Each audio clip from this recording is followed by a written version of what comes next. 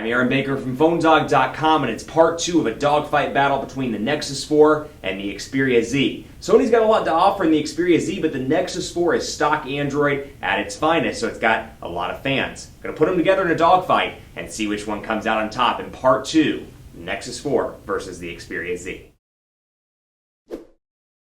Part 2 of a dogfight battle between the Nexus 4 and the Sony Xperia Z. And like I said in part 1, at first glance, these may look like totally different devices. I mean, you got the Nexus 4 over here. It's intended towards the enthusiast, the techie, that person that perhaps wants to root and mod, and really not towards the mainstream consumer based on both the selling strategy and the device itself. Very few people in the US go to Google Store and buy online for $299. Most people, most mainstream consumers, walk into their carrier store and say, I want a phone. And to that end, they go for something like the Galaxy S3 or the Note 2 or the One X Plus or these other hot devices that have multi-carrier availability. The Droid DNA, these devices that are either hot and marketed well by carriers or devices that are at least available in the retail store. Then you have the Sony Xperia Z, not even available in the US yet on any carrier. I'd hope to see it come soon as the ZL to maybe AT&T or T-Mobile or Sprint or all of the above. Doubt we'll see it on Verizon, but I would love to see it. Maybe it could be like the Droid Xperia, the Droid Butterfly crazy robot, blah, blah, blah, blah. I don't know, some droid name like that. Step away from the dogfight for a second to thank these guys right here at Best Buy Mobile, because when you go into Best Buy Mobile, you can buy it online and you can pick it up right in store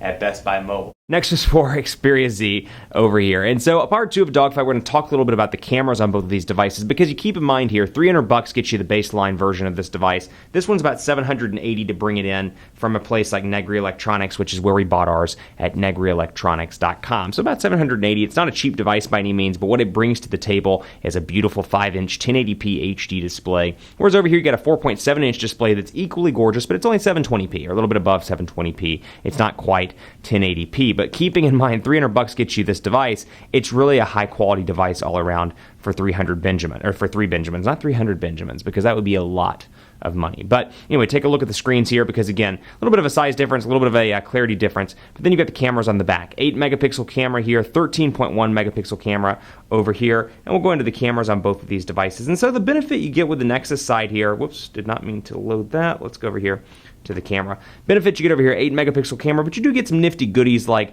Photosphere, you get panorama, of course, and Photosphere is one of those things, and I found a couple of people that have commented on Twitter finding me some really rare use cases where people could use it, but for the most part, it's kind of a boutique feature, if you will. So I can align this up to start and just kind of take a picture around the room here and just keep going, and so once we get it to a certain point, I'll show you what I'm talking about. Photosphere, basically, where I can see all these different parts of the room, and I can bring it over here. And you can see it's creating this kind of photosphere. I mean, literally what it sounds like, a photosphere. And I have to get it into the little circles to position it. And you can see it's just creating a nice little area all around. So it's got this photosphere. I can see it being useful in a lot of different ways, but unfortunately that's one of those things. It's cool, Google Plus, you can add them to Google Plus, but beyond that I don't really see much of a functionality for that. Overall image quality, it's decent. It's not my favorite by any means. I'll take my Note 2 that I've got over here and we'll load it up on the Samsung logo. Definitely a decent image, and keeping in mind, again, the price point here, not bad at all. I've been using this to take pictures for the PhoneDog Instagram feed at instagram.com/PhoneDog, and it's decent, but again, keep in mind that versus this. Really a beautiful camera over here, and we'll get it to focus in on the Samsung logo. And there we are, bam. That was Shazam. And then we'll take a look at the picture over here. 13.1 megapixels, really beautiful clarity and image quality, and we'll go back and take a look at some of the features. You can see I can map where I was at when I took it. I've got my options here with resolution. I can go up to the full 12.1 megapixels. I keep saying 13, I mean 12.1. And bam. And we'll just keep taking some pictures. But you get the idea. And then over here you got your settings, like I said, resolution, which we kicked up, geotagging, smile shutter, quick launch, self-timer. You got the option to do kind of a burst mode feature on this device as well. And when you go to the gallery, you can see how they're organized. We'll jump into the gallery and bring this one back and get rid of the Note 2 because it's not part of this dogfight. And we'll come in here and take a look at the gallery. Where are we at? Pictures. Come on. Oh, I'm sorry, album. There we go. And you can see all the different albums that I've taken. March 2013, September 2012, April 2012. These are backgrounds / additional pictures that came with the device. So I like the organization here. I like my albums, very useful. A couple of different views in which you can see it. So let's load up quadrant standard as well. Take a look. And quadrant standard is not the be-all to end-all, but what I will say, it does a pretty decent job of giving some performance indicators on both units. So we'll load these up. 2,100 milliamp hour battery over here, 2,330 milliamp hour battery over here. I've used both for call quality and casual testing. I'd say both have been put through some moderate use cases. Texting, calling, emailing, browsing the web, that stuff. I mean, obviously your mileage is going to vary. It's not going to be exactly like mine. What I will say, I'm not incredibly impressed with the battery life over on the Nexus 4. It's decent, don't get me wrong, but I find myself having to charge at least once throughout the day over there. A little bit better over here. I've noticed the standby time is great on this device. Xperia Z does a good job with standby time.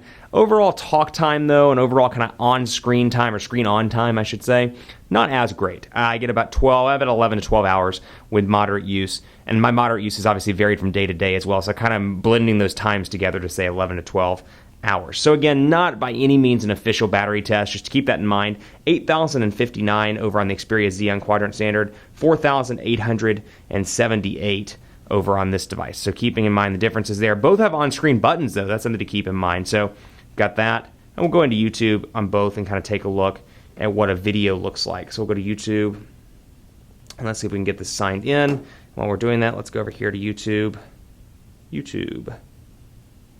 and go over here. Looks like my Wi-Fi is kind of sputtering here in the office, so pardon that. Let's see if I've got any videos that I've taken through my 30-day challenge. I think I got rid of all the videos that I've taken on this 30-day challenge, but we can take a look over here as well. We'll go to YouTube just to show you. Okay, and let's say, the Hangover Part 3. And you can see it does it over here as well. The on-screen buttons go away when you load up video content. So, and I won't play very much of this, because you never quite know with the Hangover Part 3 what it's going to show off. But you can see the buttons go away and come back whenever you click on the display itself. Let's do a speed test as well. Unfortunately, this one's on Wi-Fi. I do not have an AT&T SIM card in this one just yet, but I will load up speed test over here. Both of these are capable on AT&T of HSPA plus 21 megabits per second. Depending on what AT&T market you're in, you're going to get anywhere from moderate speeds to great speeds. In the Dallas area, which is obviously home to AT&T, speeds are pretty decent. I get anywhere between about 3 and 9 megabits per second on the download, anywhere from about 1 to 3 megabits per second on the upload. Running a little slow right now, 3.5, comparatively speaking, I should say. 3.5 megabits per second, somewhere around there on the download. And let's see, it's trending up. Let's see here, 4.26 megabits per second. And then over on this device, or over on the upload speeds rather, about 1 megabit per second. So like I said, between that 1 and 3 megabit per second number. So much slower than LTE. If you're coming from an LTE device, you're immediately going to notice it. But then again, if you're not, it may not be something you care about. And also T-Mobile's HSPA Plus is incredibly fast. I've gotten speeds as fast as about 12 to 13 megabits per second sitting here in the office in the Dallas metro area. So we'll take a look at that as well, since both of these are unlocked and not carrier specific. So it's a tough call like anything else between this, because a lot of it's going to depend on how much money you want to spend, what you're looking for. You may be a Nexus fan. You may be looking for the latest and greatest from Sony. You may be, have $780 to spend. You may want to spend $300. There's a lot of different factors to consider here. So when I make a call on this dogfight, I'm kind of trying to blend those all in together into one call for a dogfight champion. That said, this one may be better for you. This one may be better for you. I'd have to sit down and have an individual conversation with every single person watching this video, which unfortunately, there's no time for that, or else I would love to do that. So the dogfight winner here, when you blend in everything, you blend in features, benefits, price points, all that stuff, the winner is the Sony Xperia Z. It's got a lot to offer. Sony's got a great ecosystem that is incredibly underrated, with PlayStation Network, with on-screen stuff, with movies. They've got some great TV stuff, and I love to see them kind of integrate that in and really market it, kind of like Samsung, how they've done it over the past with the Galaxy S3 and the Note 2, number one. Number two, I'd love to see this come to the U.S. on carriers, more than just AT&T, at least 2 carriers, and get some marketing dollars behind it. Come on now, Sony, we'd love to see this in the US. The Nexus 4 is a great device, and you cannot underestimate the price point of this device. That said, I think what you get over here outweighs the price point, at least in my opinion. That said, people are watching this going to be like, well, I only have $300. That's great. This is still a fantastic device. They're both incredibly built, or built incredibly well. Would recommend either one, but winner, Xperia Z. Keep it locked on PhoneDog.com for continuing coverage of both of these devices. Let me know what you think of this dogfight at PhoneDog_Aaron on Twitter, Facebook, Facebook.com/HiAaronBaker, and then on Google Plus at gplus.to/PhoneDog. Thanks so much for watching. Keep it locked on the site for continuing coverage, and as always, we'll see you next time.